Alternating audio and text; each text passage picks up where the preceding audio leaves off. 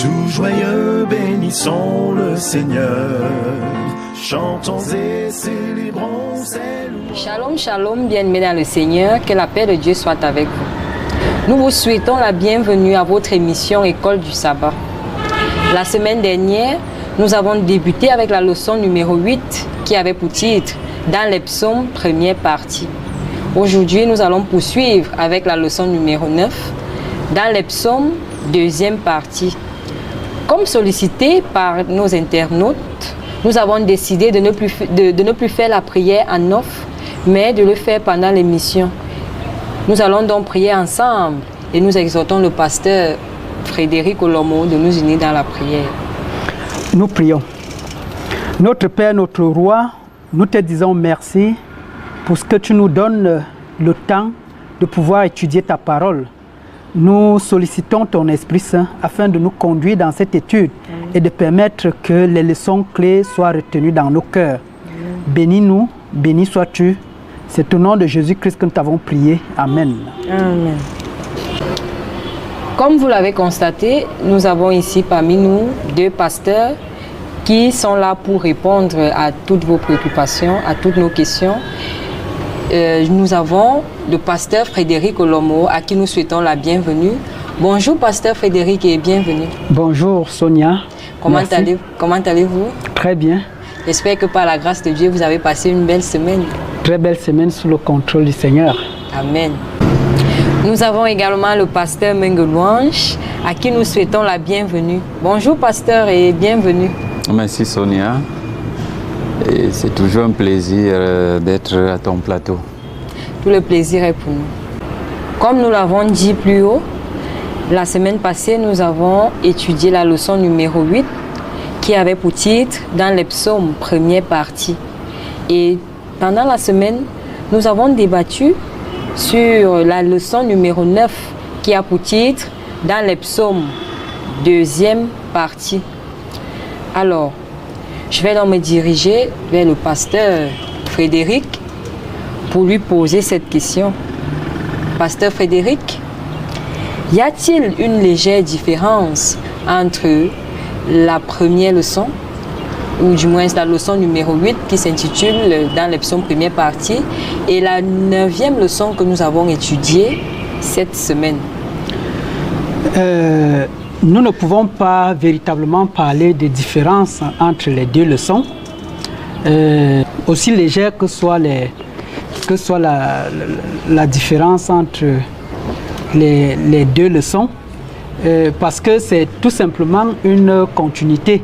Et véritablement, les leçons parlent tout simplement de la prophétie dans les psaumes. Les psaumes présentent la prophétie à leur manière, sous leur ton poétique. Donc, les psaumes sont tout simplement une expérience humaine et une interaction présentée sous un ton poétique, une interaction avec Dieu présentée sous un ton poétique. Merci pasteur pour cette belle mise en perspective. Cela nous aide à comprendre qu'il y a une continuité entre les leçons. Je vais accorder également la parole au pasteur Louange. Peut-être qu'il a certainement quelque chose à dire par rapport à cette question. Ok, merci beaucoup. Je m'inscris aussi à la continuité. Je m'inscris à cette logique de continuité. Et souvent, quand vous voyez deux leçons se suivre, première, deuxième ou même troisième partie, il y a peut-être un souci de dire davantage. La semaine passée, tout ne pouvait pas être dit. Et il y a assez de psaumes que le trimestre voudrait mettre en évidence comme des psaumes d'allusion et qui ont des images prophétiques. Quelques psaumes ont été vus la semaine passée et cette semaine, ceux qui ont étudié ont encore vu la richesse d'autres psaumes. Ça aurait été même l'objet de tout un trimestre, mais bien, ils ont choisi de ne prendre que deux sabbats ou 2 semaines pour nous en parler. Donc, disons que c'est la suite. La première partie est suivie de la deuxième. avec l'emphase sur ce qui fait l'objet de ces deux leçons, de savoir qu'on peut partir des psaumes pour avoir certaines vérités ou concepts de prophétie. Ok, pasteur, à la suite, j'aimerais donc savoir quel est véritablement l'exercice demandé aux étudiants de l'école du sabbat d'une partie à l'autre. Bien, l'exercice est tout simple. Si on doit parler des livres prophétiques, disons-le, le livre des psaumes n'en est pas un. On le connaît comme un livre de poésie. D'ailleurs, il est classé parmi les livres prophétiques. Mais jusqu'ici, si un étudiant n'arrive pas à quitter des psaumes pour nous parler de certains aspects d'eschatologie, de certains aspects de prophétie, l'objectif n'est pas atteint. Donc, il s'agit pour l'apprenant ou pour l'élève de l'école du sabbat ici d'être capable de quitter des psaumes pour démontrer une certaine réalité prophétique. L'exercice, le voilà. Bon, les études, les journées qui sont données aident, permettent à l'étudiant, à l'élève, de savoir qu'attention, dans les psaumes, il n'y a pas que des évidences de miséricorde de Dieu, des évidences d'assurance et de foi pour la vie quotidienne de tous les jours. Il y a bel et bien un ensemble de façon générale que les psaumes embrassent et qui touche même la fin des temps comme le ferait n'importe quel livre prophétique. Et c'est à souhait que certains psaumes ont été choisis. Parce que dans ceux-ci, nous voyons des passages, des allusions qu'actuellement un bon élève doit interpréter. Il doit pouvoir être capable de quitter des psaumes pour nous parler des prophéties. Si on excluait tous les livres, on lui dit ok, il ne te reste que les psaumes. Peux-tu démontrer telle évidence prophétique à partir des psaumes? Il doit en être capable. Ok, merci pasteur. Nous avons donc vu l'approche prophétique des deux leçons à travers les psaumes, comme l'expliquait le pasteur Louange. Pasteur Frédéric, je reviens vers vous. Pendant la semaine, nous avons vu, plus précisément dans la leçon de dimanche, lorsque on nous parlait d'une aide en temps de détresse. Et on a mis l'accent sur le psaume 46, et où il était montré que Dieu est pour nous un refuge, Dieu est notre secours. J'aimerais donc savoir, pasteur, quel message d'espoir pouvons-nous tirer de ce psaume, c'est-à-dire le psaume 46, et jusqu'où cet espoir peut aller pour nous aujourd'hui, dans notre vécu quotidien. Ok, je voudrais rebondir d'abord sur la question posée au pasteur Louange.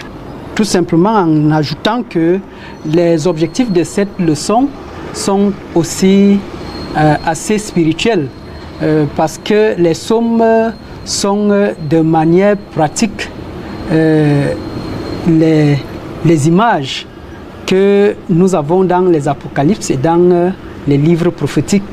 Les psaumes sont une exposition de l'expérience humaine et de l'interaction de l'humanité avec Dieu. Dans les psaumes, nous trouvons évidemment les mêmes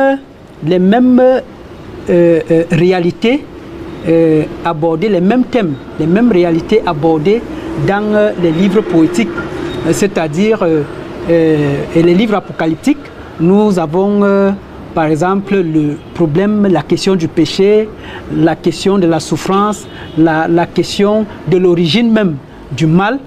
Toutes ces thèmes sont abordés dans les psaumes, mais dans un ton poétique et dans des expériences pratiques de l'humanité et de l'interaction avec Dieu. Bon, maintenant, dans le psaume 46, l'espoir qui est, notons d'abord que, de manière générale, le message biblique, que ce soit dans les histoires bibliques, que ce soit dans les prophéties, que ce soit dans les apocalypses et les autres livres, les évangiles, le message est un message d'espoir qui voudrait détourner le regard de l'homme sur les expériences matérielles et le fixer sur les espérances divines. Bien évidemment, dans le psaume 46, nous voyons une description chaotique du monde. Nous voyons une description eschatologique du monde où Dieu le psaume nous remet dans l'espoir de rediriger nos regards vers Dieu malgré tout ce qui se passe dans le monde. Le psaume nous montre une vision pessimiste du monde, c'est-à-dire nous n'avons rien, aucun espoir, nous n'avons rien à espérer de ce monde parce qu'il est fini, parce qu'il est un monde en décrépitude, autant pour moi. Donc c'est un monde fini. La seule chose que nous avons à faire, c'est de rediriger nos espoirs vers Dieu parce que c'est en lui. Nous pouvons lire, bien évidemment, de manière pratique, les versets 2 et peut-être 4 de ce psaume 46, où il est écrit « Dieu est pour nous un refuge et un appui, un secours qui ne manque pas dans la détresse. » Au verset 4, « Quand les flots de la mer mugissent, écument, se soulèvent jusqu'à faire trembler les montagnes. Il est un fleuve dont les courants réjouissent la cité de Dieu, le sanctuaire des demeures du Très-Haut. » Nous voyons là une image parallèle, contradictoire. C'est-à-dire, quand le monde va mal, nous avons un espoir, une espérance en Dieu, une espérance vivante et éternelle. Ok. Restons dans cette dynamique d'espoir. Je vais me tourner vers le pasteur Louange pour qu'il nous dise, ou du moins pour qu'il nous apporte la lumière sur le parallèle qui est fait dans Daniel 7. Quel espoir ressort de cette vision pour un monde qui semble aujourd'hui plongé dans le chaos? Ok, merci pour la question. J'ai beaucoup aimé la dernière intervention du pasteur parce que les gens pensent que l'espoir que les psaumes donnent, c'est un espoir de chaque jour. Ça va jusqu'à toucher l'eschatologie générale. Un tout petit exemple, quand je lève les yeux vers les montagnes, d'où viendrait le secours, en fait les gens sont habitués à cet espoir des psaumes chaque jour. Ils pensent donc que ça ne s'arrête que là. L'Éternel est mon berger, je ne manquerai de rien. Mais ça va au-delà. Nous parlons là de quelque chose qui embrase l'histoire de l'humanité et nous donne un espoir final et définitif, tel que le psaume 46 vient de dire. Donc, que l'espoir des psaumes cesse d'être un espoir de chaque jour, que 1000 tombent à gauche et 10 000 à ta droite, tu ne seras pas atteint. Ne vous contentez pas de cette aisance, quiétude que les psaumes fournissent chaque jour. Contentez-vous aussi de ce que les psaumes présentent un espoir final. Maintenant, l'allusion avec Daniel, je vous assure, les gens ont les yeux tournés vers les crises. Mais c'est à travers Daniel qu'on pense que les yeux doivent être tournés vers Christ. Il y a une sorte de phonologie dedans. Au lieu de vous tourner vers les crises, tournez-vous vers Christ. Parce que Daniel 7 montre comment l'humanité, à travers plusieurs règnes, n'a pas pu garder le monde dans l'espoir. On se souvient de la statue qui a été vue en vision, nation après nation, ou alors royauté après royauté. Il n'a fallu que l'intervention de la pierre, cette pierre détachée sans le secours d'aucune main, qui est devenue quoi? Une grande montagne. Et dans l'interprétation des prophéties, il s'agit de Christ. Alors, l'espoir dont parlaient les psaumes se voit même à travers là. C'est une nation qu'on attend tous et qui peut être le socle de notre foi, qui doit même l'être. C'est cette nation que Christ est en train de préparer, la dernière, l'unique et l'infaillible nation. Battons-nous pour arriver, pour prendre part à cette nation, à cette royauté. Parce que les autres, il n'y a vraiment plus de confiance. Il n'y en a plus. Elles se sont montrées faibles et légères. Peut-être même ont brillé en cruauté, en injustice. Mais la nation que Christ est en train de préparer, d'où notre grand espoir, c'est une nation où tout ce que nous voulons s'accomplira. Peut-être ça demande à ne plus être trop exigeant avec les leaders de ce monde. Peut-être poussons la réflexion très loin. Ils ne peuvent pas résoudre pleinement le problème du chômage. Ils ne pourront pas entièrement résoudre le problème du banditisme, du célibat, de la vie chère. Ça ne peut qu'aller en empirant. Chaque loi venant pour renforcer l'autre ou améliorer, elle-même elle se retrouve encore infaillible. Mais l'espoir que nous avons, c'est que Christ va au-delà d'une législation. Il s'agit là d'un roi qui a autorité et puissance et qui va installer un nouveau monde dans lequel nous convions tout le monde à y prendre part. Pasteur Frédéric, je reviens vers vous. À travers l'étude de la semaine, devant l'étude des psaumes, un message revenait avec insistance. Dieu règne, il est souverain, même dans l'adversité. Alors, pasteur, j'aimerais savoir comment cette vérité peut-elle transformer concrètement notre manière de vivre aujourd'hui, dans l'attente du second retour de Jésus-Christ. Merci Sonia, c'est une très belle question. Et vraiment, je crois que c'est la plus belle question de cette étude. Je m'en vais tout de suite rebondir sur la question posée au pasteur Louange Menge. Le livre de Daniel répond, ma foi, aux cris de détresse généralement lancés dans les psaumes. Nous avons dit, en fait, j'ai dit précédemment que les psaumes étaient une expérience humaine. Les psaumes exposent une expérience humaine et une interaction avec Dieu. Et tout au long de la majorité des psaumes, on voit des personnages bibliques qui expriment leur expérience envers Dieu, qui espèrent que Dieu va intervenir pour mettre fin à un certain nombre de choses, pour rétablir un certain nombre de choses. Et votre question vient par là, véritablement, je crois que c'est le clou de cette leçon, de la leçon de cette école du sabbat en cette semaine. Bien évidemment, nous devons espérer.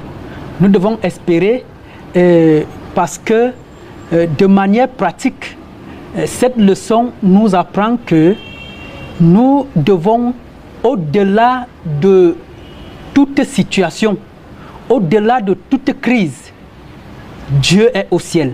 Et Dieu n'a pas perdu la main sous le contrôle des événements sur la terre.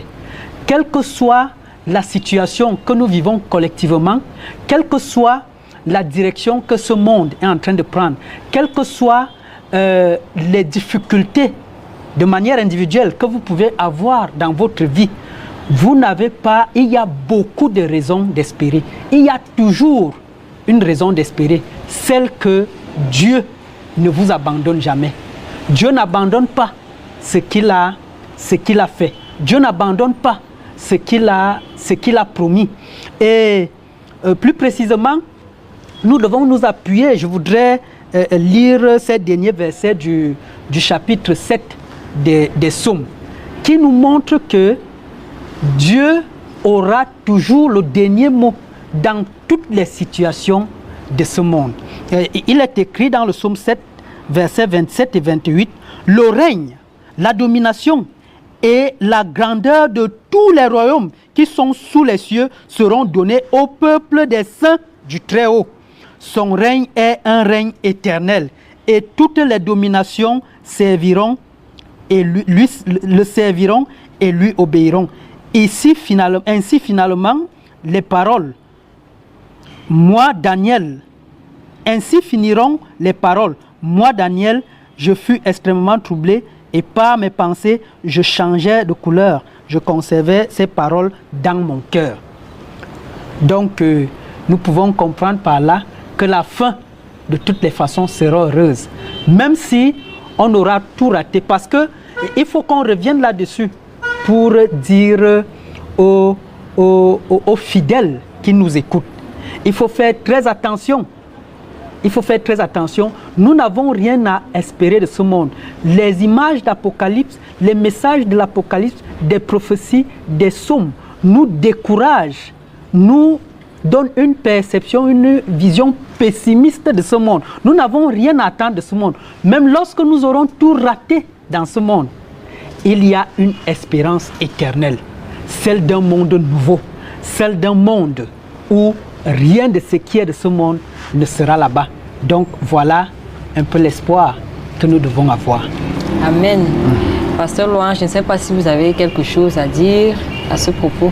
Oui, évidemment, et je pense même que c'est là la spécificité de la prophétie biblique. Elle a toujours une fin heureuse. La particularité d'une prophétie biblique pour les enfants de Dieu, c'est qu'elle a quoi? Une fin heureuse. À quoi bon étudier une prophétie qui a une fin qui ne plaît à personne? Écoutez, les gens sont très fans des histoires et des prédictions. Ils veulent connaître comment va se terminer la vie de tel. Ils aimeraient comprendre comment tel va connaître la chute. La prophétie de Dieu vise que chacun sache que malgré tout ce qu'on voit, il y a une fin qui est comment? Heureuse. Et qu'on doit bâtir sur elle. Prenez n'importe quelle prophétie, si Dieu donne cette prophétie par fantaisie, il y a toujours une fin heureuse pour son peuple. Et c'est ça qui faisait que le peuple s'accroche à ça et avance avec foi malgré les tempêtes qui sont devant ce peuple. Jésus même le disait, les disciples qui avaient soif d'entendre les informations concernant la fin, que vraiment, dis-nous, quand est-ce que ça aura lieu, ça va se faire, ça va se passer comment? Christ a dit, bon, quand vous verrez ceci ou cela, sachez que voilà. C'est pas de cette façon que Christ voulait, c'est leur insistance. Il a dit, voilà, quand vous verrez ceci, sachez que je suis comment? À la porte. Mais vous connaissez les autres voies, que votre cœur ne se trouble point. Croyez en Dieu, croyez en moi, il y a plusieurs demain, mon rôle là, c'est ce que je vais faire. Donc, sortant de cette leçon, prière au peuple de Dieu de s'accrocher en ces temps de la fin à la vraie fin heureuse. Votre fin heureuse actuellement, ce n'est pas que le Cameroun devienne comme les États-Unis. Ce n'est pas que le Cameroun, vraiment avec tout ce qu'on souffre, que l'Africain soit comme le blanc. Certains se perdent dans des luttes tribalistes, certains se perdent dans des prédictions. On a vécu la prédiction des Mayas, un certain calendrier qui disait que la fin du monde c'est en 2012. Oui, de telles prédictions n'aident personne. Ça va, on va tous mourir. Et les gens s'alarment et se tuent avant le temps. Je me contente du fait que le Seigneur donne des prédictions, cache des choses à ceux qui ne sont pas ses enfants et que je découvre, ça devient des bonnes nouvelles qu'on doit annoncer. Si ce n'est ça, quel est mon rôle maintenant? De dire à mon fils, de dire à mon frère, mon voisin, nous aurons une fin heureuse. Accrochons-nous. Je sais que le chômage là, c'est pas facile. Je sais que l'injustice, on vit actuellement le crime d'un petit enfant. Quand tout le monde va s'alarmer, accuser la justice, la léthargie de telle loi, je regarde et je me dis, Seigneur, ça ne peut plus s'arrêter. De plus en plus, l'infanticide va continuer. De plus en plus, il y aura des crimes. La fin heureuse, c'est que Dieu mettra un terme à tout cela. Personne ne pleurera plus son fils. Amen. Il n'y aura plus de Mathis au royaume des cieux. Il n'y aura plus de. C'est ça la spécificité d'une prophétie biblique. Elle nous donne une fin heureuse. Amen. Comme nous l'avons bien compris, nous sommes parvenus au terme de notre mission. Il n'y aura plus de mathicide au ciel. Et avant donc de clôturer, j'aimerais accorder la parole au pasteur Frédéric Olomo. Certainement, il a quelque chose à dire. Merci bien Sonia. Nous sommes très heureux d'avoir participé à cette émission et en toute fin utile, nous voulons tout simplement interpeller les enfants de Dieu à mettre leur espoir en Dieu. Cela ne vous ne sera jamais un excès ou un abus, autant que cela dépend de vous, autant que possible. Donnez tous vos espoirs en Dieu et vous ne serez jamais déçus. Merci à vous, cher pasteur, pour vos réponses profondes et éclairantes. Merci, chers téléspectateurs, de nous avoir suivis. Et nous pensons également à ceux qui composent, parce que nous le savons bien, c'est la période des examens. Nous pensons aux bacheliers qui ont commencé depuis le début de la semaine, et il y a ceux du BPC ainsi que ceux du probatoire et du bac technique. Donc nous vous souhaitons une très bonne composition. À nous revoir la semaine prochaine. Bye bye.